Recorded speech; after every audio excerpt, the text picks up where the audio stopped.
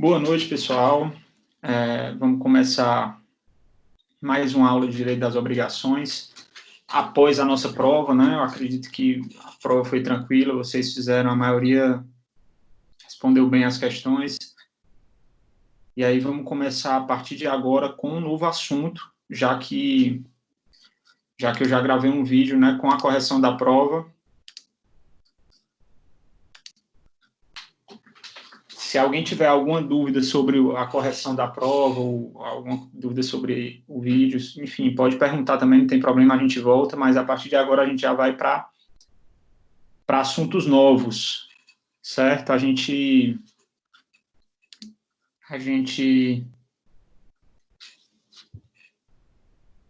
tratou no pré-AV1 dos conceitos introdutórios, né, de direito das obrigações, das fontes, a estrutura das obrigações e a classificação.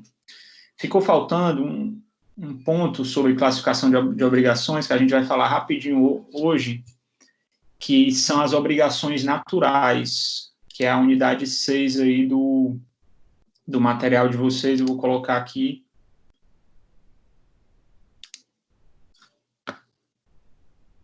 Vou colocar aqui para vocês verem. Está no material que trata das unidades 5 e 6. Certo? Que é uma última classificação que a gente vai ver. Está lá no último slide desse material. Vou passar aqui. Isso aqui tudo a gente já viu. As obrigações naturais, elas não têm previsão, assim, no Código Civil, e elas são um tipo de obrigação que difere das outras porque ela não tem exigibilidade, certo? Normalmente, as obrigações, elas se classificam tradicionalmente como civis ou naturais, né? E a diferença das obrigações que a gente está estudando, a obrigação de dar, a obrigação de fazer, enfim, dessas obrigações que a gente estudou até hoje, para esse tipo de obrigação, a obrigação natural, é que a obrigação natural ela não possui exigibilidade jurídica. O que é que significa isso? Caso essa obrigação não seja cumprida, o credor ele não pode cobrar judicialmente o devedor, certo? Não pode, por exemplo, protestar, enfim. Por quê? Porque a dívida não é exigível, ele não pode cobrar essa dívida. Mas, se a dívida for paga, ele não precisa devolver. Por quê? Porque o débito, ele exige. Exige não, existe. O débito, ele existe. Ele só não tem exigibilidade. Ele só não pode ser cobrado. Ah, que tipo de débito é esse que não pode ser cobrado? Uma dívida prescrita, por exemplo. Certo? Uma dívida prescrita, ela existe. Só que ela não pode ser, até pode ser judicializado, você pode judicializar o que você quiser, só não vai ser procedente, certo? Então, a obrigação natural é isso, certo? É um débito em que não se pode exigir judicialmente a responsabilidade patrimonial do devedor, mas que se ela for cumprida, não é caracterizado o pagamento indevido, porque o débito realmente existe. O que não vai existir é a exigibilidade, a responsabilidade patrimonial do devedor. Ok? Os principais exemplos das obrigações naturais, que ela tem todo o elemento estrutural das obrigações civis, né? Ela tem credor, ela tem devedor, ela tem o vínculo jurídico entre os dois. A grande diferença é que é a exigibilidade e os principais exemplos de obrigação natural que sempre são dados é a dívida prescrita e a dívida de jogo, certo? São dois tipos de obrigação em que há o débito, mas esse débito ele não pode ser exigido, né? Dívida de jogo é clássica, certo? Existe o débito, existe a relação jurídica, existe credor e devedor, mas o credor ele não vai poder chegar lá e exigir uma dívida de jogo judicialmente, por exemplo, ok? A natureza jurídica das obrigações naturais é de uma obrigação imperfeita, que se chama, por quê? Porque ela não é exigível. E a pergunta que muita gente faz, que gera dúvida, é que se essa obrigação ela não é exigível, por que, se eu for pagar uma dívida prescrita, eu não tenho direito a pedir a repetição do indébito, pedir a devolução do dinheiro que eu paguei, se eu não era obrigado a pagar? Esse como é que eu posso dizer, esse fundamento para que você que o credor não precise devolver ao devedor, caso o devedor pague essa obrigação natural, é de ordem moral. Por quê? Porque o débito existe. E aí, esse débito existir, não há enriquecimento ilícito de ninguém, certo? Realmente existe a dívida, só que por algum motivo ela não é mais exigível. E aí, o que é que acontece? Existe uma classificação, isso tudo é doutrinário, certo? Essa classificação feita pela doutrina traz alguns casos de obrigação natural que podem cair em prova, certo? É doutrinário, não está na lei essa classificação, mas podem sim cair em prova, certo? Essa matéria, obrigação natural, não costuma cair tanto que eu tive até dificuldade, que eu vou passar uns exercícios para vocês, de achar questão que trate de obrigação natural, mas tem, certo? A classificação a gente tem quanto à tipicidade, se ela é típica ou atípica. Eu acho que vocês estudaram muito tipicidade em direito penal, né? Que o direito penal ele é típico, não é? O crime ele tem que ser tipificado para poder existir, tem a tipicidade da conduta, né? Senão, não pode ser considerado crime. Aí, quanto à tipicidade, se é típica ou atípica, se essa obrigação ela tem previsão legal, ou seja, a lei diz que esse tipo de obrigação ela não é exigível, ou não, ou é atípica, certo? Não tem essa previsão. O principal exemplo da atípica é a dívida de jogo. Deixa eu pegar aqui o artigo que trata da dívida de jogo. Artigo 814. E a dívida prescrita também, artigo 814. E as atípicas é que não tem previsão em lei como inexigível, certo? Essa atípica é muito caso a caso. Ocorre de nascer uma obrigação natural por algum motivo, certo? A gente até vai ver, quando for falar de teoria do pagamento, de um caso de atipicidade, certo? Existia no caso da antiga lei de concordata, que não está mais vigente, então nem vale a pena a gente tratar disso. Então, a atípica é quando essa inexigibilidade não está prevista em lei, ela decorre dos fatos mesmo. Quanto à origem, a gente tem a originária ou derivada, que aí é simples a diferença. Uma obrigação natural originária, que ela já nasce como obrigação natural, que é o exemplo da dívida de jogo. Ela já nasce natural. Ela não precisa, não acontece nada para ela se tornar inexigível. Ela já nasce inexigível. Já a derivada ou degenerada é a dívida prescrita. Ela nasce, existe determinada obrigação de pagar, e aí, com o tempo, prescreve essa obrigação e ela se torna uma obrigação natural.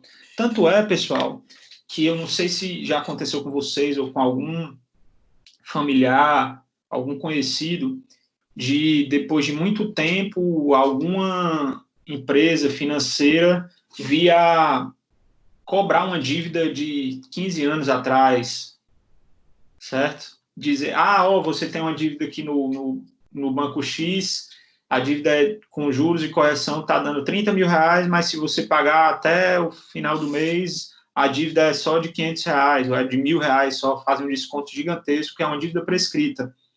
Nesse caso, se você pagar e a dívida realmente existir, porque também tem fraude, né? Mas se a dívida realmente existir, você pagar, e a dívida estiver apenas prescrita, você não tem direito a pedir de volta. Só que se você não pagar, essa pessoa que está ali cobrando não vai poder fazer nada também, certo? Ela tenta cobrar com ligação. Tem muita empresa especializada nisso, em comprar créditos antigos para tentar recuperar, enfim, certo? Mas se pagar, não tem direito à repetição. Quanto aos efeitos que produz, a comum e a limitada. A comum admite todos os efeitos das obrigações civis, exceto a exigibilidade, que nenhuma tem, e a limitada restringe esses efeitos, negando a novação, a fiança, a promessa de pagamento, enfim, que é o caso da dívida de jogo, né? Porque tem algumas obrigações naturais que elas admitem novação, admitem fiança, certo? Admitem esse tipo de coisa que é ou garantia, ou esse tipo de forma especial de pagamento, que a gente ainda vai estudar, certo? Talvez não fique tão claro para vocês agora, porque a gente ainda vai estudar isso, mas existem obrigações naturais que aceitam esse tipo de coisa, de instituto, e existem as que não aceitam, que são as limitadas. A gente vai ver mais na frente também exemplos disso quando for falar de teoria do pagamento. Ok? Existe a previsão de irrepetibilidade das obrigações naturais, está no artigo 882 do Código Civil. Deixa eu ver se eu pego aqui o artigo 882. Para a gente ler, peguem aí também, certo?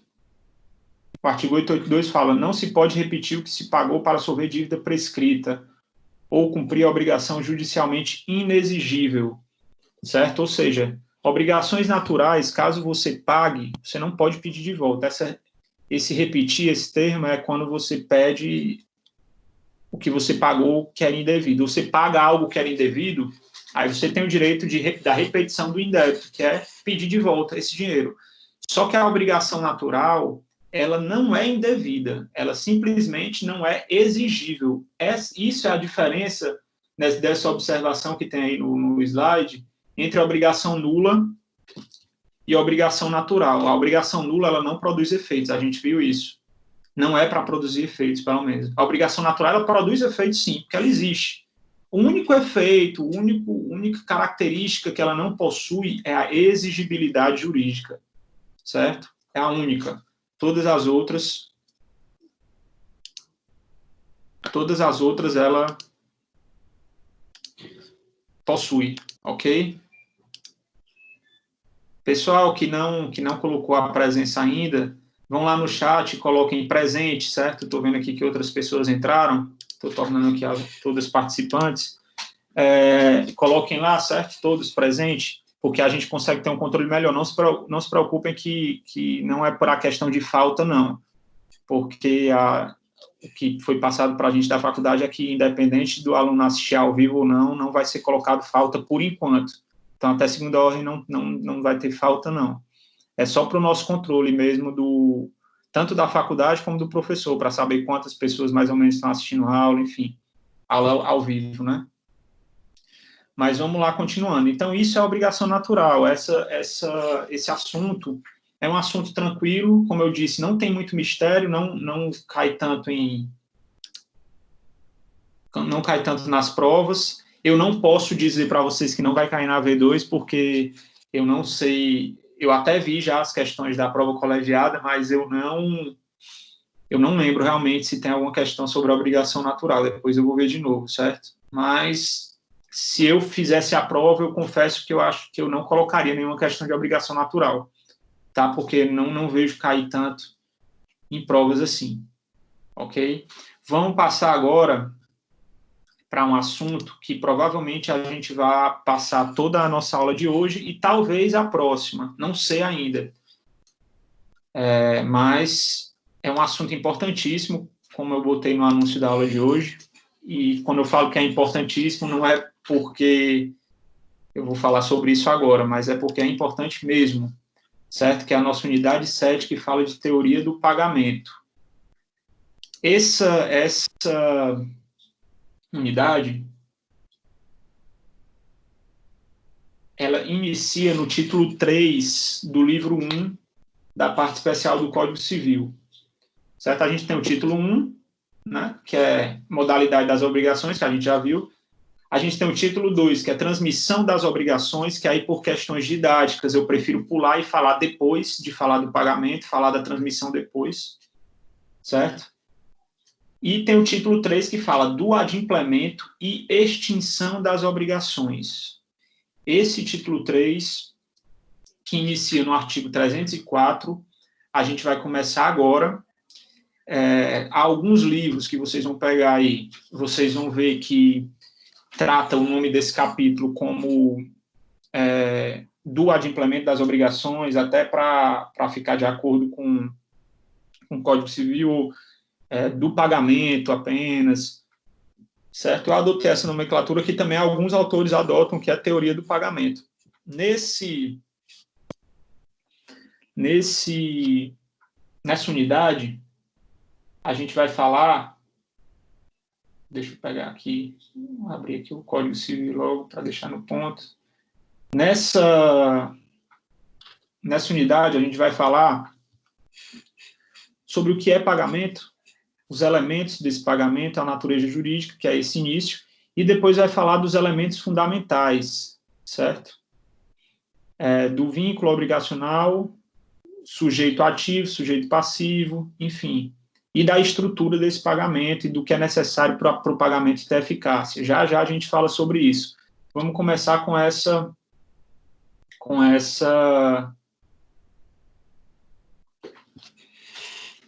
esse conceito. Primeiro ponto, o que é pagamento? Coloquei aí, o cumprimento, coloquei no slide, vocês estão vendo aí, não sei se vocês já baixaram também, mas coloquei que é o cumprimento voluntário da obrigação. Quando se fala pagamento, não está se falando só de dar uma quantia em dinheiro. Pagamento em direito das obrigações é o cumprimento voluntário da obrigação. Então, várias expressões podem ser usadas para caracterizar o cumprimento voluntário, o pagamento. Adimplemento, solução, cumprimento, execução, adimplemento, eu falei, né? Isso. Todos esses nomes podem ser usados. Então, quando você fala pagamento, é porque a pessoa fez o pagamento, é porque ela cumpriu a obrigação. Ok?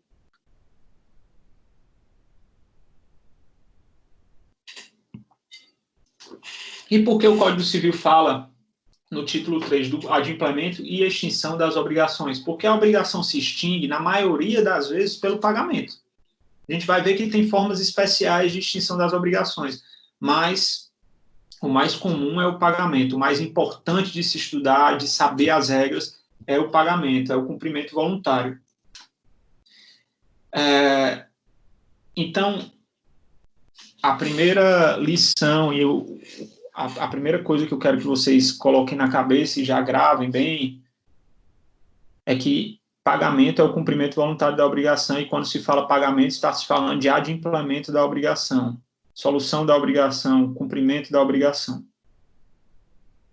Esse pagamento, ele possui 3 elementos, né? O vínculo obrigacional, porque se não houver vínculo obrigacional, não deve haver pagamento, porque se você paga sem vínculo obrigacional, é pagamento indevido, certo? É pagamento indevido. Se eu vou pagar uma pessoa, é porque houve alguma obrigação ali. Senão não é pagamento, é uma doação, enfim, certo? Se é um pagamento, se eu estou pagando algo, existe um vínculo entre mim e a pessoa a qual eu estou pagando. Se não há, é pagamento indevido.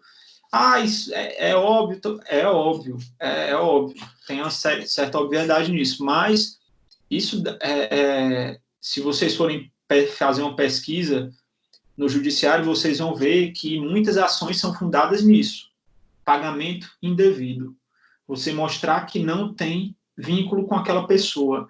Uma área, por exemplo, que ocorre muito isso, tudo bem que aqui há direito privado, e o exemplo que eu vou dar é direito público, no direito tributário.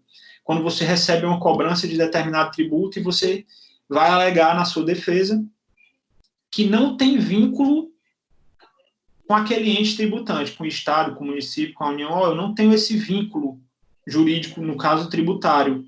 Por isso, como eu não tenho vínculo, se eu pagar é pagamento indevido. Certo? Então, se não há vínculo, é pagamento indevido. Importante isso. Sujeito ativo do pagamento é o devedor, e aí atentem para isso. Há uma troca aí, certo? Na obrigação, quem é o sujeito ativo? É o credor, e o sujeito passivo, o devedor. No pagamento, o sujeito ativo é o devedor, que é o solvens, né? Que se chama, que vem do latim, solvens.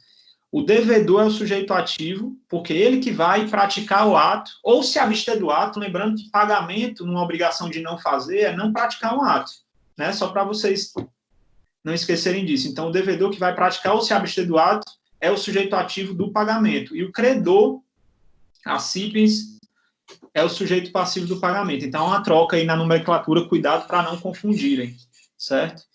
O sujeito ativo do pagamento é o sujeito passivo da obrigação e vice-versa, ok? E, só para finalizar essa parte introdutória, o pagamento, quanto à sua natureza jurídica, é um fato jurídico, né? O pagamento é um fato jurídico. Vocês estudaram, inclusive, eu que lecionei essa disciplina no semestre passado, o que é um fato jurídico, né? Todo acontecimento que produz efeitos na órbita do direito. Então, o pagamento é um fato jurídico porque ele produz, sim, efeitos, o efeito de extinguir a obrigação. E aí, a discussão se é um ato jurídico em sentido estrito, se é um negócio jurídico bilateral, se é um negócio jurídico unilateral, aí vai depender de cada caso. Eu acho que nem vale a pena a gente entrar numa discussão dessa. O que vocês têm em mente é o conceito de pagamento, cumprimento voluntário da obrigação. Os elementos, vínculo jurídico ou vínculo obrigacional, sem esse vínculo obrigacional, o pagamento é indevido. Sujeito ativo, que é o devedor, sujeito passivo, credor. Esses são os elementos fundamentais do pagamento, ok? E aí a gente vai aqui para a eficácia do pagamento e a gente vai ver agora o que é que a gente vai estudar nessa unidade. Para o pagamento ser eficaz, a gente tem que olhar as condições subjetivas e as objetivas. Nas condições subjetivas, relativas aos sujeitos, a gente vai estudar quem deve pagar e a quem deve pagar, a quem se deve pagar. A gente vai ver que, obviamente, quem deve pagar é o devedor, a quem deve pagar é o credor, mas tanto o sujeito ativo, que é o devedor, como o passivo, que é o credor, podem ter substitutos aí, podem ter terceiros que fazem esse pagamento, terceiros que recebem esse pagamento. A gente vai falar sobre isso. É um assunto importante, por quê? Porque a gente sempre vai para aquele brocado. Quem paga mal, paga duas vezes, né? Então, a pessoa certa tem que pagar para a pessoa certa. E aí a gente vai para as condições objetivas. O objeto do pagamento tem que ser o certo, tem que ter prova de pagamento, tem que saber o lugar do pagamento e o tempo. Então, a gente tem condições subjetivas, quem deve pagar e a quem deve pagar. E condições objetivas, o objeto do pagamento e a sua prova, o lugar do pagamento e o tempo do pagamento. Tudo isso está no Código Civil. Se vocês pegarem o Código Civil aí, a partir do 304, que fala de quem deve pagar, que é a seção 1 do capítulo 1 do pagamento, vai para a seção 2, a quem se deve pagar, a seção 3, do objeto do pagamento e sua prova, 4, lugar do pagamento, 5, do tempo do pagamento. Certo? Tudo isso é importante para o pagamento não ser indevido, não valer. Tudo isso a gente tem que saber. E a gente vai ver que tem questões interessantes aí, tanto nas condições subjetivas quanto objetivas. Mas vamos lá. A gente viu o ponto 7.1, que fala do conceito, natureza jurídica. E agora vamos para o 7.2. Se tiverem alguma dúvida, estiver indo rápido, falem que a gente volta, certo? Podem fazer pergunta tanto pelo chat quanto pelo áudio. Vocês estão mudos aqui, que eu coloquei, né? É melhor até para vocês, né? Que vocês ficam mais à vontade, mas se vocês quiserem, cada um pode ir lá e desativar o mudo e falar. Interrompam mesmo, não tem problema. Certo? Deixa eu tornar aqui participante, lembrando para o pessoal que for chegando e colocando presente no chat, certo? Escrevendo presente no chat. Eu vi que chegou mais gente. Vamos lá. Primeiro ponto, condições subjetivas do pagamento, 7.2.1. Quem deve pagar? Quem deve pagar está nos artigos 304 ao 307 do Código Civil. Primeiro ponto, questão óbvia também, a resposta à pergunta, quem deve pagar? O devedor. Inicialmente, essa resposta parece óbvia, né? Quem deve pagar é o devedor. sujeito ativo do pagamento e sujeito passivo da obrigação. Ocorre que, além do devedor, de acordo com o Código Civil, com a sistemática do Código Civil, outras pessoas podem também solver o débito, fazer o pagamento. Pessoas diversas do devedor. Que é o chamado terceiro. Ou seja, quando se fala terceiro aqui, não é o devedor, é outra pessoa que não está diretamente ligada à obrigação.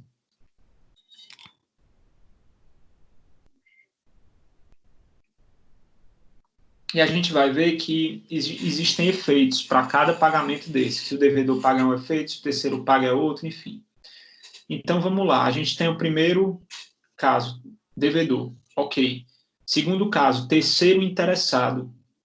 Artigo 304 do Código Civil, vou ler para vocês. Qualquer interessado na extinção da dívida pode pagá-la usando, se o credor se opuser, dos meios conducentes à exoneração do devedor.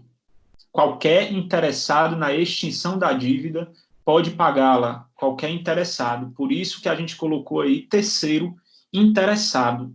O que seria esse interesse? Quem é esse terceiro interessado? Por que é que um terceiro vai estar interessado a pagar a dívida de outra pessoa? Se a gente tivesse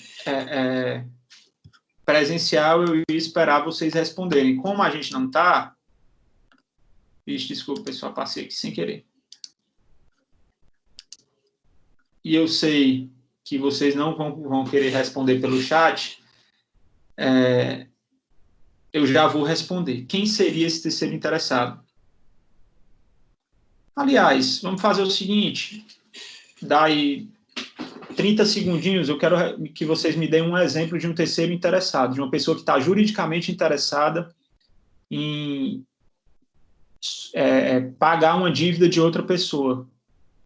Eu estou falando de interesse jurídico, certo? Me deem um exemplo aí, podem falar no chat. Vamos lá, Larissa, Bianca, Israel, Alessandra, Fabíola, José Gilson.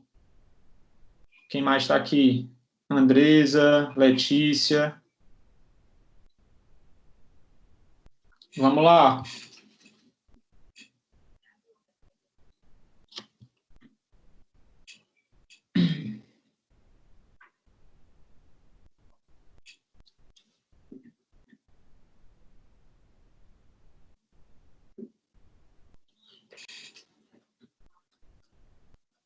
Sim, Larissa, tudo certo. Diga aí a resposta à pergunta. Quem seria um exemplo de terceiro interessado? Alguém interessado juridicamente? Vamos lá. Letícia respondeu, deixa eu ver aqui. Fiador. Pronto, tá aí, a Letícia respondeu fiador, correto. Fiador é um interessado. Por quê? Porque o fiador, ele pode ser cobrado se a dívida não for paga. Então, ele pode querer resolver o problema e pagar a dívida. Esse é o principal exemplo, talvez, fiador. Outro exemplo, um sublocatário. Você aluga um imóvel, por exemplo, e subloca para uma pessoa. Esse sublocatário está ali pagando e você não está repassando para o proprietário. Com medo de ser despejado, você paga direto para o proprietário a dívida do locatário, certo? O fiador pode pagar a dívida do devedor e cobrar do devedor depois, certo? Então, essas pessoas, elas são juridicamente interessadas, por isso que fala que é terceiro interessado. E aí, qual é o efeito disso? Quando o terceiro interessado paga, ele se subroga nos direitos do credor. Isso está no artigo 346, inciso 3, mas a gente já fala dele. A gente vai falar dos efeitos já. Aí a gente tem também a possibilidade de um terceiro não interessado,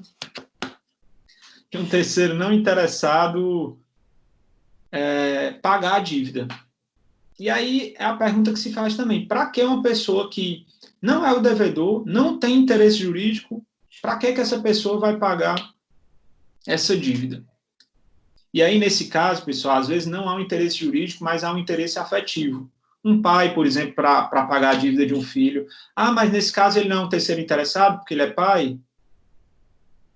Pode, Fabíola, pode sim. Pode ser os pais de um cara que deve pensão alimentícia. Pode sim. Nesse caso, não há interesse jurídico, há um interesse afetivo. Você não quer que seu filho vá preso. Aí você vai e paga.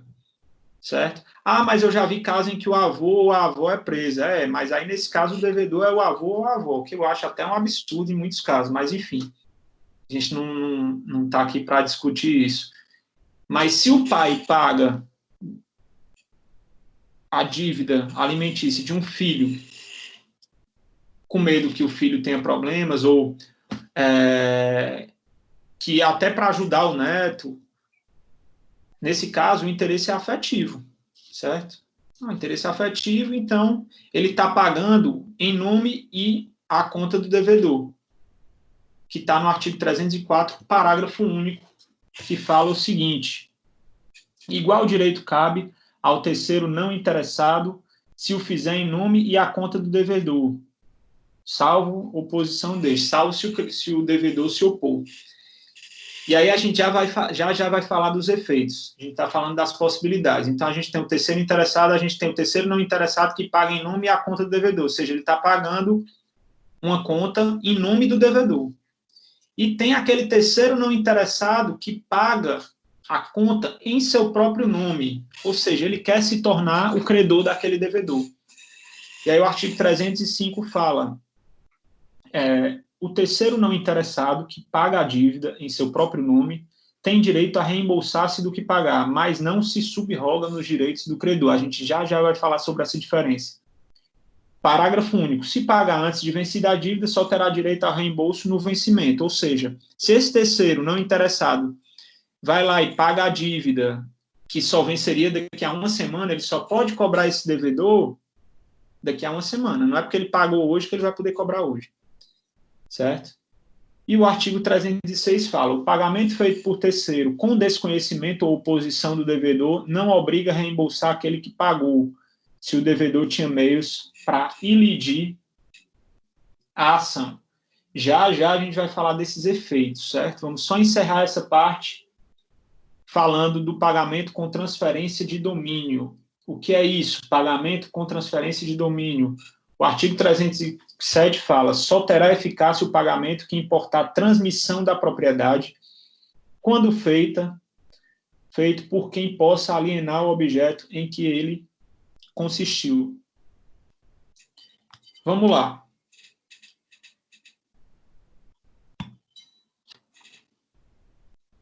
O que o artigo 307 fala, o caput como é que eu posso dizer? Você pode deduzir isso porque é até meio óbvio, ou seja, o pagamento que você faz transmitindo uma propriedade, entregando uma propriedade para outra pessoa, só pode ser feito por quem tem poderes para alienar aquela coisa. Ou seja, normalmente o proprietário. Né? A propriedade é o direito de usar, gozar e dispor. Né? Vocês vão ver em direito das coisas a diferença entre posse e propriedade, e a principal é que quando você tem a propriedade, você pode dispor daquilo, vender, dar para alguém. Então, se eu vou fazer um pagamento, se eu pego meu telefone aqui, tô com uma dívida com a Larissa, para solver essa dívida, eu quero te pagar com o meu telefone. Pode ser, ela aceita, ótimo. Esse pagamento só é válido, de acordo com o 307, só tem eficácia, né, de acordo com o 307, se esse celular é de fato meu. Se ele não for, esse pagamento não tem eficácia. O verdadeiro dono do celular vai pedir de volta, certo? E o pagamento não vai ter eficácia. Esse artigo 307 tem uma exceção que a gente vai ver, que é o do parágrafo único. É importantíssimo esse parágrafo único, certo, pessoal? Ele fala: se der em pagamento coisa fungível. O que é coisa fungível? É algum bem que ele não é um bem infungível, não é uma obra de arte, por exemplo, que não pode ser trocada, enfim, é um bem fungível. Né? Vocês estudaram em parte geral, acredito, né? Os bens fungíveis, coisas infungíveis, fungíveis. Não se poderá mais reclamar do credor que, de boa fé, a recebeu e consumiu, ainda que o solvente não tivesse o direito de alienar. O solvente é o pagador, né? A pessoa que está solvendo o débito. Então, eu vou dar um exemplo para vocês. O exemplo envolvendo aqui as três que estão aparecendo no chat. Fabíola, Larissa e Letícia. Certo? Vamos supor que a Letícia tem uma dívida com a Larissa. Certo? E aí, na casa da Letícia, tenha um bem de consumo, deixa eu pensar aqui, tenha uma caixa de vinho. Uma caixa de vinho. Só que essa caixa de vinho é da Larissa. Desculpa, eu falei que a Letícia tinha uma dívida com a Larissa. Não, então essa caixa de vinho é da Fabíola. Certo?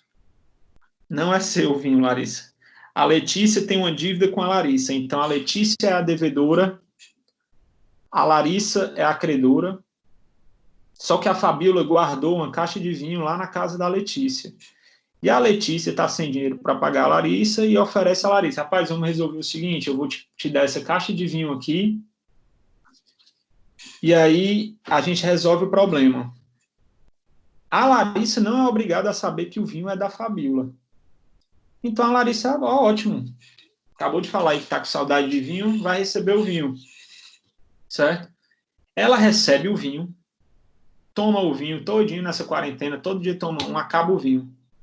Isso a Larissa está de boa fé, certo? Ela não sabia que o vinho não era da Letícia. E aí, quando a Fabíola vai pegar o vinho, não tem mais vinho. E aí a Letícia diz, não, eu paguei a dívida paguei para a Larissa é a credora. O que é que diz o 307? Se der em pagamento coisa fungível, não se poderá mais reclamar do credor. Quem é o credor? A Larissa. A Larissa não tem nada a ver com isso. Que, de boa fé, a recebeu e consumiu, ainda que o solvente não tivesse o direito de aliená-la. Ou seja, a Letícia não tinha o direito de pagar com esse vinho, mas a Larissa recebeu de boa fé e consumiu. Então, o que é que acontece aí? O que é que vai acontecer? E a Fabíola, então, vai perder o vinho dela? Não, a Fabíola vai cobrar da Letícia. Certo? A Larissa não tem nada a ver com isso. E se a Larissa tivesse de má fé? A Larissa sabia que era da Fabíola, mesmo assim aceitou. Aí a Fabíola pode cobrar da Larissa também. Certo? Mas se está de boa fé, não é um bem que ela tem como saber de quem é. Diferente, por exemplo, de um apartamento que tem escritura, ou de um carro que tem um documento. Certo? Ok, pessoal? Ficou claro o artigo 307? Vamos para os efeitos agora, certo? Eu esquematizei aqui para ficar mais claro os efeitos de pagamentos feitos pelo interessado, pelo não interessado, em nome e à conta do devedor, pelo não interessado em nome próprio, com conhecimento do devedor, e pelo não interessado com desconhecimento ou oposição do devedor. Então, a gente tem 5 possibilidades aí no pagamento. Certo? Exato. Como o bem é fungível, pode ser substituído com outra caixa da mesma espécie. A Letícia pode comprar outra caixa e entregar para a Fabíola. Certo? Pode ser, sem problema. E aí todo mundo fica com o vinho. Tá? Pode ter juros, dependendo do tipo de obrigação. Mas vamos lá. A gente tem 5 possibilidades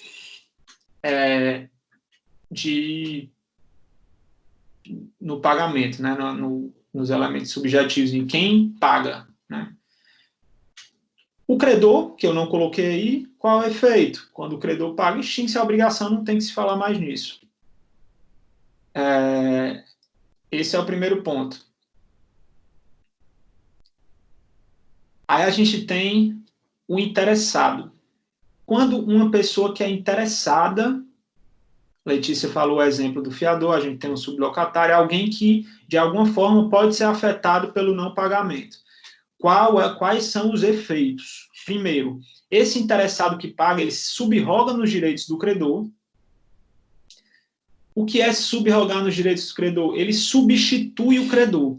Ou seja, se a dívida tinha uma hipoteca, essa hipoteca vai valer também para o interessado que pagou. Se tinha outro tipo de garantia, um penhor, certo? Ou seja, o interessado, ele é um terceiro. Existe aqui o credor e o devedor. E a gente tem um terceiro interessado. Quando esse terceiro interessado ele paga a dívida do credor, ele entra no lugar do credor na relação. E aí ele pode cobrar esse devedor da mesma forma que o credor cobrava, certo? Se a dívida tem garantia, ele pode cobrar, se tem acessórios, enfim, tudo ele pode cobrar de acordo com o que está no contrato, de acordo com o que tem na obrigação. Isso é subrogar nos direitos do credor, ele substitui o credor. Esse é o primeiro efeito. E o outro efeito, ele pode usar dos meios conducentes à exoneração do devedor. Ou seja, quando ele paga, ele pode exigir do credor que exonere o devedor, certo?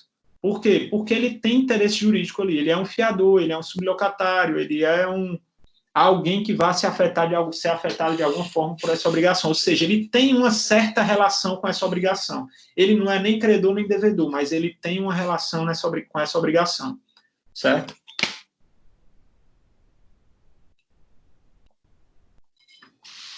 Vamos lá, continuando. Esse é um interessado. Artigo 304, e aí a gente tem o artigo 346, inciso 3, eu vou ler aqui para vocês. Artigo 346, inciso 3. A subrogação opera-se de pleno direito em favor, 3, do terceiro interessado que paga a dívida pela qual era ou podia ser obrigado, no todo ou em parte. Ou seja, o terceiro interessado é aquele que não é o devedor, mas poderia ter que pagar, né, a dívida. E aí a gente vai para o não interessado. E aí, no caso do não interessado, a gente tem 3 possibilidades. A gente tem um não interessado que paga em nome do devedor, a gente tem o não interessado que paga em nome próprio com o conhecimento do devedor, e a gente tem o não interessado que paga com desconhecimento ou oposição do devedor. Já já a gente chega nesse último caso. Vamos lá, primeiro caso, não interessado em nome do devedor. É o caso que a gente falou do pai que paga uma dívida do filho, do irmão que paga uma dívida da irmã, ou da irmã que paga do irmão, ou do filho que paga do pai, de um amigo que paga a dívida de outro que está em dificuldade. Enfim, em regra, nesses casos, esse não interessado ele não tem direito de cobrar do devedor o valor que desembolsou para pagar a dívida, porque ele pagou ali por uma questão moral, afetiva, certo? Mas ele pode usar dos meios conducentes à exoneração desse devedor. Ele pode ir lá no credor e falar, pare de cobrar o devedor porque eu estou pagando aqui por ele, certo? Ele pode usar esses meios, inclusive exigir a quitação, ok? Que é o que fala o artigo 304, parágrafo único.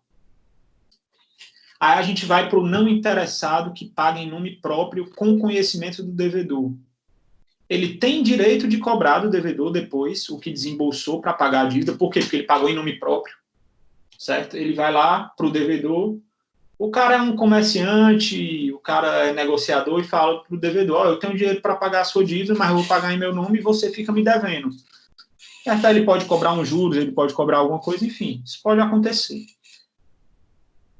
Nesse caso, ele pode cobrar desse devedor, pode, ok, mas ele não se subroga nos direitos do credor. Ou seja, se a dívida tinha alguma hipoteca, por exemplo, ele não vai ser mais. Se tinha uma garantia real, não vai haver mais essa garantia real, ou garantia pessoal, certo? Ele não vai substituir o credor. Ele pode cobrar a dívida que ele pagou, mas ele não vai substituir o credor. Essa é a diferença principal do não interessado que paga em nome próprio e do terceiro interessado, certo? Um se subroga, que é o terceiro interessado, nos direitos do credor, e o outro não se subroga, que é o não interessado. E aí a gente tem o último caso. Um não interessado com desconhecimento ou oposição do devedor. Mas, para aí, para que uma pessoa que não tem interesse jurídico vai querer pagar uma dívida de outro que está se opondo ou sequer conhece que ele vai pagar? A pessoa está se opondo. Não, eu não quero que você pague minha dívida. Então, para que essa pessoa vai pagar? Bom, esse artigo aí, o que se fala que o mens legis dele, a intenção do legislador, nesse artigo 306, estou até botando aqui, seria um caso por exemplo, de um concorrente. Ó, tenho aqui na cidade, na minha cidade, cidadezinha pequena, tem duas pessoas que vendem eletrodomésticos, duas empresas. E aí um está melhor financeiramente, o outro pior. O que está pior está devendo, e aí esse que está melhor financeiramente vai lá querer pagar a dívida sem o outro saber, para ter ele como devedor, dificultar o pagamento, enfim. Nesses casos, é difícil acontecer isso, não é um exemplo muito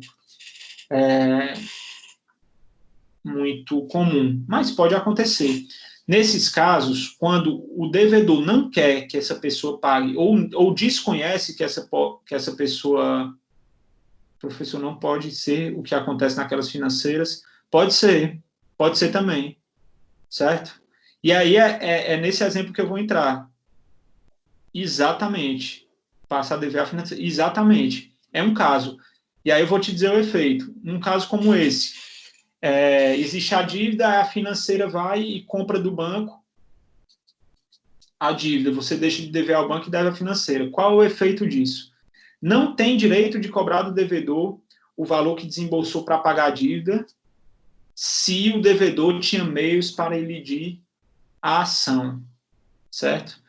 Aqui, pessoal, a gente não está falando de cessão de crédito, certo? A gente está falando de outra coisa. O devedor não sabia, não tinha conhecimento, se opôs a isso, a essa cessão, a essa venda desse crédito, a esse terceiro que iria pagar a dívida. Nesse caso, esse terceiro que pagou a dívida não vai ter o direito de cobrar do devedor o valor que desembolsou, se o devedor tinha meios para elidir a ação. Se o devedor comprovar que tinha meios para pagar ou mesmo para extinguir essa obrigação de alguma forma, se ele tinha meios, como se a dívida estava prescrita ou algo do tipo, se ele comprovar isso, ele não precisa pagar a esse terceiro, porque esse terceiro comprou com a oposição dele, ele estava se opondo justamente por isso, não compre essa dívida porque eu tenho como pagar, ou eu tenho como contestar essa ação, porque essa ação aí, essa obrigação, ela foi feita de forma irregular, tem alguma nulidade, por exemplo, essa obrigação tem nulidade, eu não vou pagar, então eu recomendo que você não pague,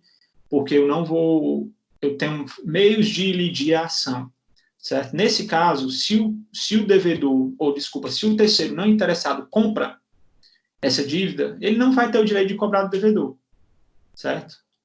E aí, atentem ao que a gente estudou sobre a obrigação natural. Ele não tem o direito de cobrar do devedor, mas se o devedor pagar ele, o devedor não vai ter direito a pedir a repetição de débito, ele não vai ter direito a pedir a restituição. Por quê? Porque ele transforma isso numa obrigação natural. A partir do momento que esse devedor paga, esse terceiro não interessado, paga essa dívida, e aí ele paga essa dívida, só que ele não vai ter o direito de cobrar do devedor, só que a dívida existe, certo? Aí, se o devedor paga ele, a gente não pode dizer que é pagamento indevido, até pelo princípio da boa-fé e do enriquecimento ilícito. Não houve enriquecimento ilícito aí. Existia realmente uma dívida que foi paga por um terceiro não interessado e ele recebeu depois do devedor, que era o devedor desde o início, certo? Então, o devedor não tem a obrigação, ele não pode exigir do devedor, se o devedor tinha meios para elidir a ação, mas se o devedor paga, ele não vai poder pedir a restituição, ok?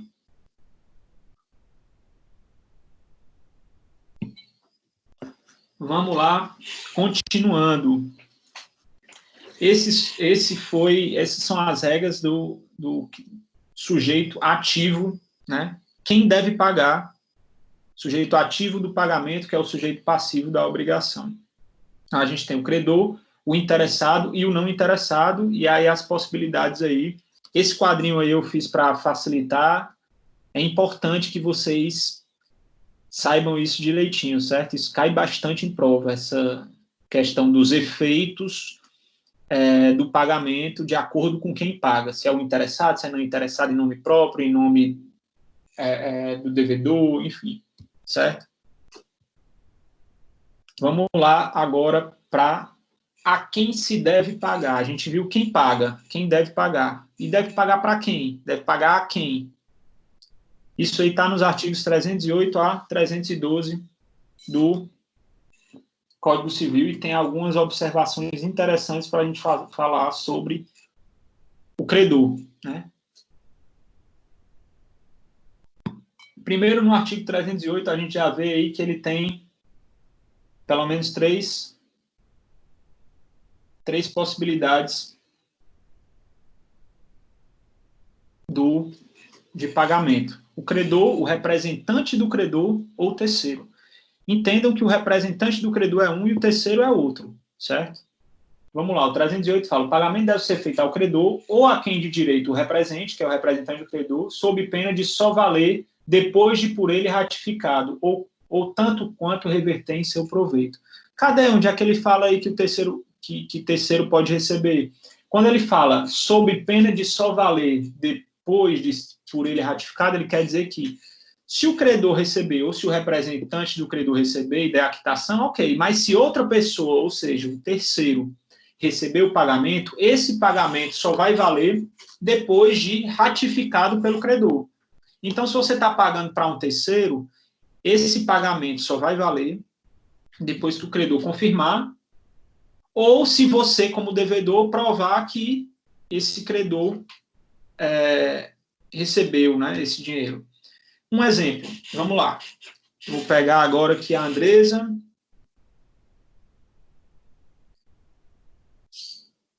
A Andresa, quem mais está presente aqui? Deixa eu ver se eu abrir aqui. Passei. A Andresa, a Bianca e a Alessandra. A Andresa deve a Alessandra, certo? Deve, sei lá, 30 mil reais a Alessandra. Não, vou botar um valor menor para não envolver título de crédito, porque aí envolve outra matéria. Está devendo 100 reais a Alessandra. A Andresa está devendo 100 reais a Alessandra. E aí ela sabe que a Bianca encontra com a Alessandra todo dia no trabalho. A Andresa vai lá na Bianca. Bianca, você pode fazer um favor para mim? Entrega esse dinheiro para a Alessandra. A Andresa está pagando 100 reais. Só que ela está pagando para um terceiro. Por quê? Porque a Bianca nem é representante da Alessandra e nem é credora. Então, esse pagamento só vai valer quando a Alessandra confirmar. Não, recebi. Tá ok. Der a quitação. Ou, por quê? Porque a Bianca não tem poder para dar essa quitação. Ou se a Andresa, de alguma forma, comprovar que a Alessandra recebeu esses 100 reais. Vou pegar uma câmera de vídeo e mostrar a Bianca dando 100 reais para a Alessandra, ou a Alessandra pegando a mesma nota de 100 reais e comprando alguma coisa logo depois, enfim. Certo? Nesse caso, é um terceiro que está recebendo o valor. O caso do representante seria se a Alessandra nomeasse a Bianca como sua procuradora. Aí a Bianca desce a quitação. Aí, nesse caso, está ok. Certo? Essa é a diferença. E aí tem um efeito diferente também, né? Vamos lá, continuando. Bianca comeu o dinheiro, né? Vamos lá, continuando. A Bianca não comeu o dinheiro, ela pagou, só que aí esse pagamento só vale após a confirmação da Alessandra. Vamos lá, continuando. Então, a gente tem essas três possibilidades. Importante. Quem paga mal, paga duas vezes, né? A gente tem duas frases aí, dois ditados, né? Quem paga mal, paga duas vezes, e o direito não socorre negligentes. Então, se o devedor não tomou as cautelas necessárias, ele pode sofrer as consequências traduzidas por esse ditado. Quem paga mal, paga duas vezes, ou o direito não socorre negligência. Ou seja, se eu sou negligente e negligencio isso, né? Quem eu devo pagar e pago para a pessoa errada, não tomo as cautelas necessárias, nesse caso, eu posso ter que pagar duas vezes, porque eu fui negligente. Paguei para a pessoa errada, paguei a quem não devia, certo? Mas, se eu tomei as cautelas necessárias, a gente vai para o artigo 309. Esse artigo 309, ele é importantíssimo. Botem aí um asterisco no artigo 309, um marca-texto, certo? Que esse artigo 309 ele é importantíssimo. Ele trata do chamado credor putativo ou credor aparente, certo? Quem é esse credor putativo? Quem é esse credor aparente? É aquele que se apresenta como representante do credor e não há razão plausível para o devedor desconfiar. Nesse caso, quando o devedor paga, esse pagamento é válido. Vejam o que é que diz o artigo 309. O pagamento feito de boa-fé ao credor putativo é válido, ainda provado depois que não era o credor. Então, quem é esse credor aparente? Quem é esse credor putativo? Eu vou dar um exemplo para vocês que é mais comum do que vocês imaginam. Exemplo de locação de bens imóveis. Eu alugo um imóvel para morar, aqui no apartamento, eu aluguei meu apartamento. Só que eu não aluguei direto da proprietária. Eu aluguei por meio, né, por intermédio de uma imobiliária. Estou dando um exemplo, não é o meu caso. Meu caso, graças a Deus, eu aluguei direto da proprietária, porque muitas vezes a imobiliária só atrapalha, mas enfim. Aluguei por meio pelo intermédio de uma imobiliária X. E aí, todo mês, dia 5, eu pago, faço uma transferência bancária para essa imobiliária e está tudo ok. Só que aí, no meio do contrato, a proprietária do meu apartamento e a imobiliária rescindem o contrato, ou seja, a imobiliária passa a não representar mais essa proprietária. Só que não me informam nada. Não me informaram nada. E aí eu simplesmente continuo a pagar o meu aluguel para a imobiliária. E a imobiliária continua recebendo. E aí, de acordo com o contrato, o comprovante de depósito ou transferência bancária já servia como recibo, que é muito comum também isso ser acordado, né?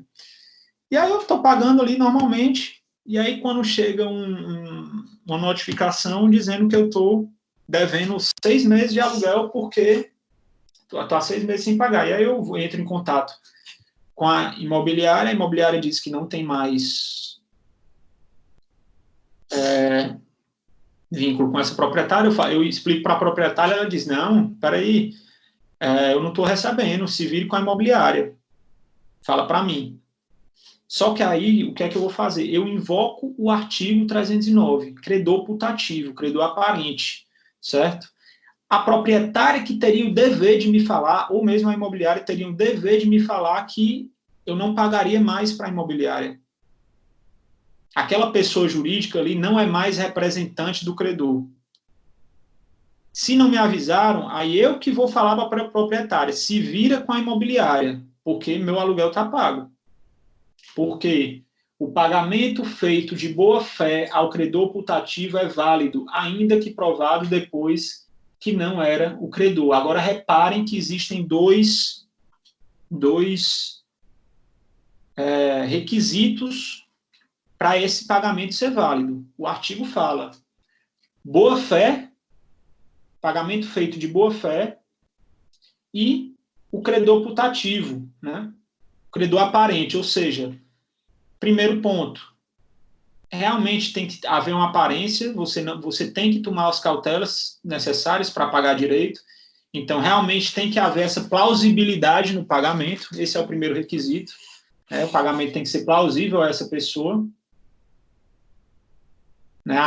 É o que se chama da excusabilidade do seu erro, ou seja, esse erro era excusável, entende-se que você cometeu um erro, não é um erro absurdo, você cometeu um erro porque aparentemente aquele era o credor. E a boa-fé do devedor.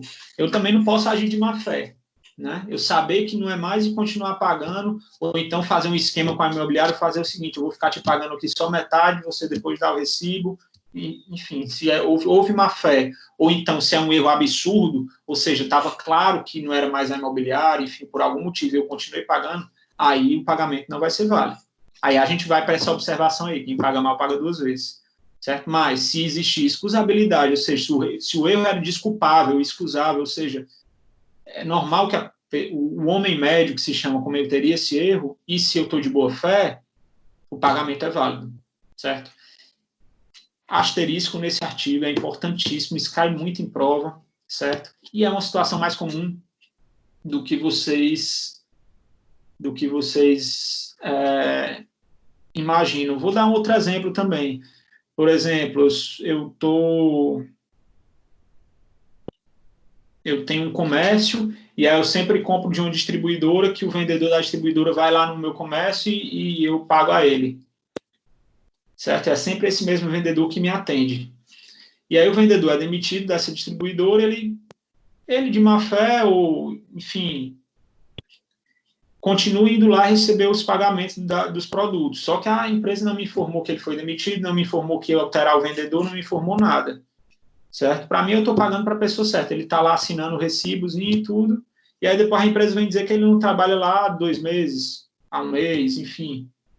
Nesse caso, a empresa vai ter que se virar com esse ex-funcionário. Por quê? Porque ele é um credor putativo, credor aparente, certo? Mais uma vez, excusabilidade do erro e boa-fé.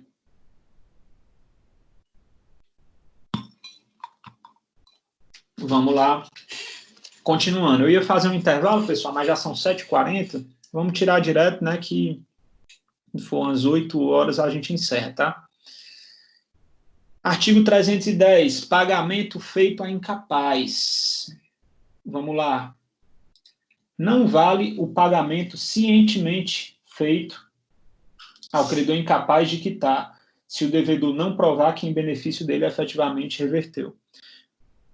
Vamos lá. Você faz o pagamento a um credor incapaz. Ah, mas se ele era o credor, por que é que eu não posso fazer o pagamento? Porque ele é incapaz de dar quitação. E aí não seria válido o pagamento. Você teria que pagar um representante desse incapaz, enfim, alguém que tivesse poderes para dar essa quitação. Mas é importante essa segunda parte. Se o devedor não provar que em benefício dele efetivamente reverteu. Ou seja, se eu sou devedor e pago a incapaz, certo? E aí ele não deu quitação, não podia dar quitação, mas depois eu comprovo que esse pagamento se reverteu em favor dele, não tem problema. Porque o que vale, pessoal, podem perceber, é a boa-fé, é o princípio da vedação ao enriquecimento ilícito. Então, se o credor incapaz usou aquilo ali que ele recebeu de pagamento, só porque ele é incapaz, a gente vai alegar que é o 310 e não valeu o pagamento, certo? Não tem problema nenhum. Vou repetir sim. Essa parte do pagamento incapaz feita a incapaz ou do credor putativo?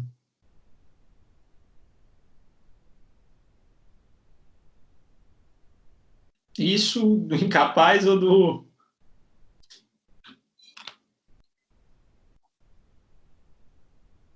Certo, pagamento feito ao incapaz. Vamos lá. Qual é a regra? A regra é que o pagamento feito ao credor incapaz não vale, certo? Você sabe que ele é incapaz e paga. Ah, você vai lá, eu estou devendo a uma criança, certo? A criança é a credora. Eu vou lá e pago a criança, esse pagamento não é válido, porque ele seria incapaz de dar quitação, tem incapacidade absoluta. Ou uma pessoa que por algum outro motivo tem incapacidade absoluta, não tem como dar quitação. Por algum motivo não pode dar quitação, é incapaz de dar quitação. Nesse caso, o pagamento não vale. Mas o devedor que paga esse incapaz e prova que esse pagamento se reverteu em favor do incapaz, eu vou já dar um exemplo, e aí o pagamento passa a valer. Por quê? Porque o que vale é a boa-fé, é a vedação do enriquecimento ilícito. Se eu estou pagando para um incapaz, e aí ele usa aquele valor, aquela coisa com a qual eu paguei, mas alega a incapacidade para cobrar de novo, isso é má-fé, certo? Isso é enriquecimento ilícito. Então, vou dar um exemplo. Vamos supor que eu estou devendo um veículo para um veículo usado para uma pessoa, e essa pessoa é incapaz de dar quitação. Eu entrego o veículo para ela, fiz o pagamento. Ah, mas não vale porque ele é incapaz. Tá, mas aí depois eu comprovo que ele utilizou esse veículo para ir numa concessionária e trocar por um veículo novo. E dar uma diferença. Então, aquele pagamento se reverteu em favor dele. Então, não preciso de uma quitação, certo? Porque eu estou comprovando que ele usou aquilo que foi pago.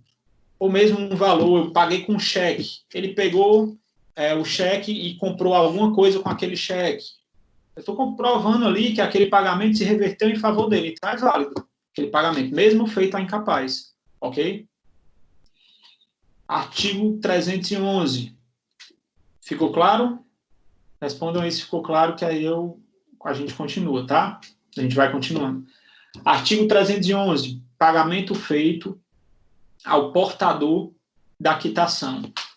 Considera-se autorizado a receber o pagamento o portador da quitação, salvo se as circunstâncias contrariarem a presunção daí resultante. O que é que significa isso? Pagamento feito ao portador da quitação. O que seria a quitação nesse caso? A gente vai ver com mais detalhes que a quitação vai ser a principal prova do pagamento. Como é que essa pessoa é portadora da quitação? Um exemplo. Não sei se vocês estudaram ainda título de crédito, mas, normalmente, alguns títulos de crédito são ao portador. Ou seja, você tem que pagar para quem está portando aquele título. Se eu estou portando uma nota promissória, eu sou o portador do título, aquela ali é a quitação, aquele título. Então, eu vou pagar para aquela pessoa. Vou dar um exemplo. Eu emito uma nota promissória, entrego para a Letícia vai comprar alguma coisa da Larissa, entrega para a Larissa compra alguma coisa da Alessandra, entrega para a Alessandra vem me cobrar essa nota promissória. Eu devia a Letícia, inicialmente, certo? Só que essa nota promissória foi passando. Quem é a portadora da quitação hoje é a Alessandra. Então, se eu pagar ela o valor e receber a nota promissória, receber a quitação, o pagamento é válido, certo? O pagamento é válido. E aí, o artigo 311 fala, considera-se autorizado a receber o pagamento o portador da quitação, ou seja, a Alessandra estava autorizada a receber o pagamento. Outro exemplo, parecido, eu emito a nota promissória, entrego para a Letícia, ou seja, eu sou devedor da Letícia,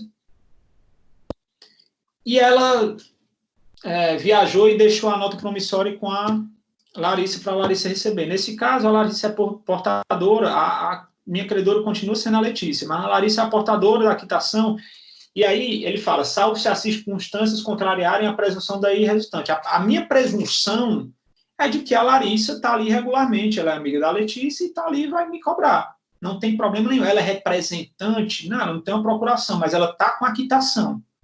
Ela está com a nota promissória. Então, nada me faz duvidar de que a Larissa pode receber o valor. Então, eu pago e o pagamento é válido. Só que ele fala, de novo, esse final, salvo se as circunstâncias contrariarem a presunção daí resultante. Ou seja, a premissa, a presunção é de quem está com a quitação em mãos, é que quem está com a quitação em mãos, o portador da quitação, pode estar autorizado a receber o pagamento e o pagamento é válido. Essa é a presunção. Só que é uma presunção relativa, não é absoluta. Essa presunção vai cair se as circunstâncias contrariarem ela. Ah, como é que as circunstâncias vão contrariar ela? Eu entrego a nota promissória para a Letícia, ela sai e ela está, enfim, indo para casa e a nota promissória cai no chão e um morador de rua pega a nota promissória, ou enfim, alguma pessoa totalmente desconhecida, tanto desconhecida para mim como para a Letícia, pega e acha essa nota promissória, chega para mim com a nota promissória toda amassada, suja, a Letícia, veio o nome da Letícia na nota, a Letícia me deu aqui e quer que eu receba o valor. Nesse caso, as circunstâncias estão contrariando essa presunção, certo? Eu vou olhar, rapaz, tá ok, mas espera aí que eu vou ligar aqui para ela antes para saber como é seu nome e tal, porque se eu não fizer isso, eu não vou estar tomando as cautelas necessárias. E aí a gente vai para a observação que está aí no slide. Ó. O direito não socorre negligentes. Eu estou sendo negligente se eu for pagar dessa forma, certo? Agora, se for uma conhecida ou um conhecido da Letícia, que eu saiba que é colega de turma dela, que é colega do trabalho e tal, aí não, aí eu posso presumir que está tudo ok, certo? Aí, se houver má-fé, vai ser da pessoa que roubou da Letícia a nota promissória, e não má-fé minha, e não negligência minha, certo? Vamos lá, continuando.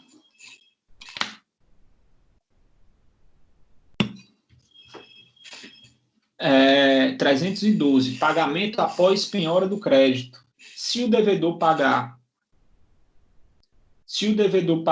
ao credor, apesar de intimado da penhora feita sobre o crédito ou da impugnação a ele oposta por terceiros, o pagamento não valerá contra estes, que poderão constranger o devedor a pagar de novo, ficando-lhe ressalvado o regresso contra o credor. Vamos lá. O que é que significa isso? De que se trata isso? O que é uma penhora de crédito? A gente tem, mais uma vez, 3 pessoas aqui no exemplo, certo? A gente tem o credor, a gente tem o devedor. O devedor, vamos supor que o devedor está devendo 100 mil reais ao credor. Só que essa dívida é para ser paga daqui a 6 meses. 100 mil reais a esse credor. Só que esse credor está em dificuldade financeira e está sendo executado por outras pessoas que são credoras desse credor. Ele está devendo e a Deus e o mundo. E aí um desses credores, vou pegar aí, um desses credores vai e pede a penhora desse crédito, porque ele sabe que ele tem esse crédito, 100 mil reais. Ó, ele está me devendo aqui esses mesmos 100 mil reais há um ano já. Então eu quero que quando ele receber esse crédito seja penhorado, ele não possa receber esse crédito, que esse crédito vá para mim. E aí, o juiz, né, defere esse pedido do credor, né, e penhora esse crédito. Como o devedor é quem vai pagar esses 100 mil reais, ele vai ser intimado. E ele vai ser intimado, ele vai receber, ó, esse valor está penhorado, esse crédito. Essa penhora, pessoal, vocês vão ver que é uma forma de garantia da execução, certo? Você penhora aquela coisa para garantir que o credor, na execução, vai receber. E aí vocês vão entender melhor quando forem estudar processo de execução, mas eu acho que já dá para ter uma noção. E aí, esse devedor, ele não pode mais pagar esse credor, ele não deve mais pagar esse credor. Ele tem que pagar, vai depositar em juízo, enfim, porque está penhorado esse crédito.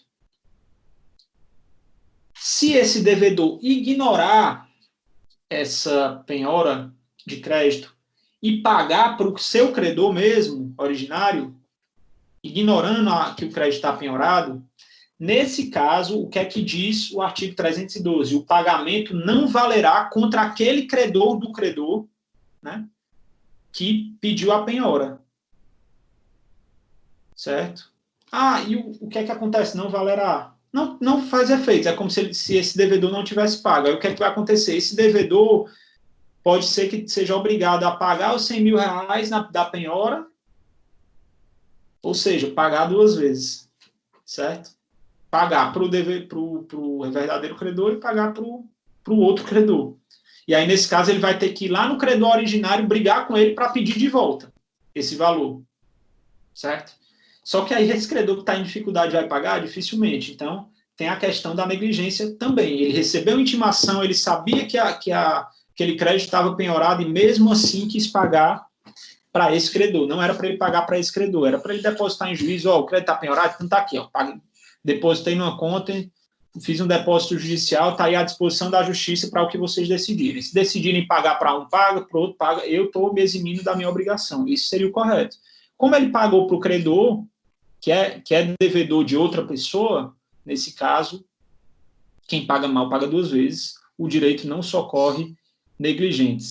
É isso que diz o artigo 312, certo? É aqui que a gente acaba a parte das condições subjetivas de pagamento. Pessoal, se tiverem alguma dúvida, por favor, não deixem de perguntar, ok? E aí, a gente vai deixar as condições objetivas para a próxima aula, tá? Já são aí 7:55, a gente não deu intervalo, e aí se eu for começar a falar disso agora... Não, se bem que não, pessoal. Vamos fazer o seguinte, mudei de ideia, vamos continuar só um pouquinho, porque vocês vão ver que isso aqui é rapidinho, que isso aqui já foi até dito. Em 5 minutos a gente fala sobre isso, 10 no máximo, a gente acaba 8 e 5, certo? A gente falou das condições subjetivas, quem paga, a quem se deve pagar, certo? Não vou nem mencionar esse comentário aqui agora para não ficar isso gravado, tá certo? Vamos lá. Espere aí, viu? Eles normalmente atrasam essas coisas, viu, Larissa? Vamos lá. A gente falou das condições subjetivas, e aí eu vou falar rapidinho, iniciar as condições objetivas. Por quê? Porque a primeira seção das condições objetivas trata do objeto do pagamento e sua prova. Só, pessoal, que essa parte do objeto do pagamento, a gente já viu praticamente tudo quando a gente falou da obrigação de dar e das obrigações de dar dinheiro. Do artigo 313 ao 318, a gente já falou sobre todos. Tanto é que eu praticamente repeti o slide aí, certo? Vamos lá. Primeiro, artigos 313 e 314. Não obrigatoriedade de recebimento de prestação diversa e nem de pagamento fracionado.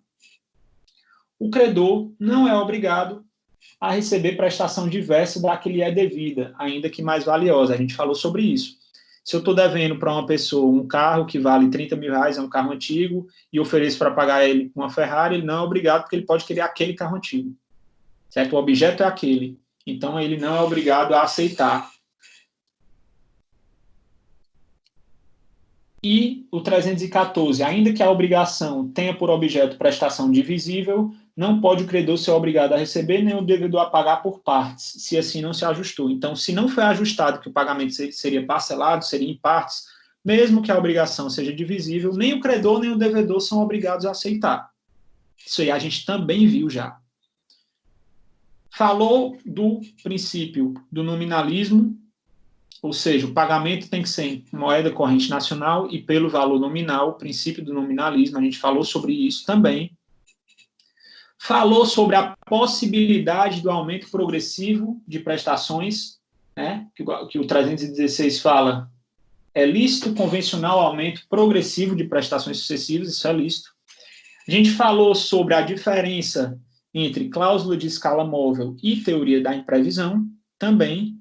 Foi até questão de prova a teoria da imprevisão, só lembrando, cláusula de escala móvel é quando a gente tem aquelas cláusulas que falam de reajuste, né, por conta de inflação, IGPM, NPC, e teoria da imprevisão é o que está no artigo 317, né, a materialização dessa teoria está no 317, que diz, quando por motivos imprevisíveis sobrevier desproporção manifesta, entre o valor da prestação devida e o do momento de sua execução, poderá o juiz corrigi-lo, a pedido da parte, de modo que assegure, quanto possível, o valor real da prestação, certo?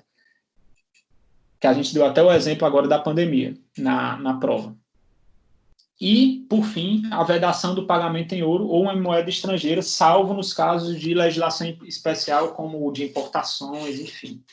Certo? Então, essa parte do objeto do pagamento, a gente já viu tudo quando falou de obrigação de dar e obrigação de dar dinheiro.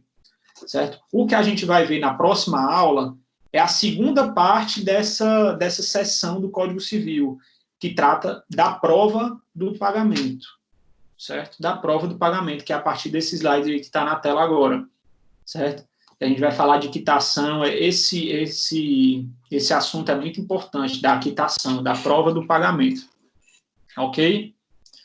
Pessoal, era isso por hoje, estamos acabando aí 8 horas em ponto. não tivemos intervalo, tiramos direto, né? Eu acho que é até melhor assim, para não perder o ritmo. Ok? Já vocês têm aula com o Thiago. Acredito que é com o Thiago, né, hoje. E é isso, pessoal. Bom fim de semana para vocês. Bom feriado, né? Amanhã é feriado. E a gente vai encerrando por aqui. Eu vou parar a gravação agora. Se eu consigo aqui, pronto. Parar a gravação.